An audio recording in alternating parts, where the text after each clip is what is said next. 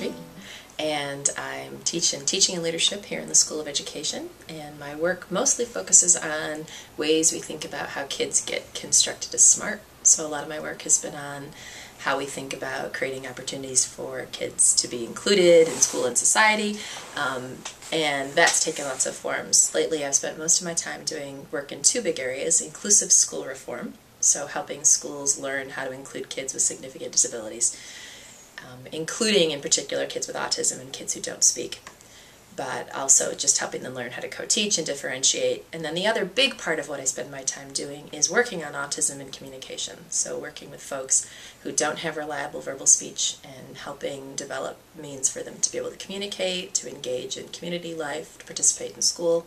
Within my first 6 months of being a doctoral student here, I started meeting individuals who relied on support to communicate.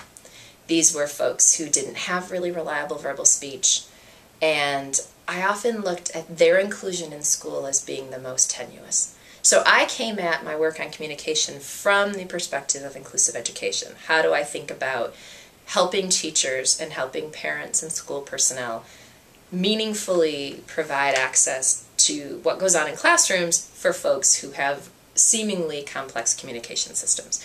So I didn't approach it from communication first, I approached it from school inclusion. But by doing that, I got to know a lot of people, and I still remember the first kid I learned to type with.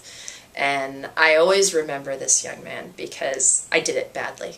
I was horrible at it. I couldn't get anything. Every time I would support him to type, it was just nonsense.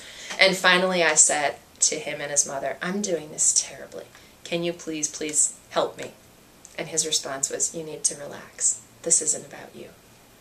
And it was in that moment that I realized, okay, I have made this whole attempt at helping this kid communicate be a reflection on who I was as a person and about me. And when I backed up and said, okay, you tell me what to do, it got easier. And from that point on, we could type. And I carried that lesson through all the work I've done since then, which is, A, it's not about me. It is about helping people be able to say what they need to say, however they need to say it, whether that's by pointing at pictures, whether that's by using sign language, whether that's by making noises, whether that's by behavior, or whether that's by typed communication, and that it's my job to figure that out. That seems simple, but it was eye-opening for me to have someone tell me to back off and stop taking this so personally. So from then on out, I really shifted my focus and my research to, even in studies and work that wasn't just on typed communication, I always made sure there were folks in all of my work that used alternative means of communication.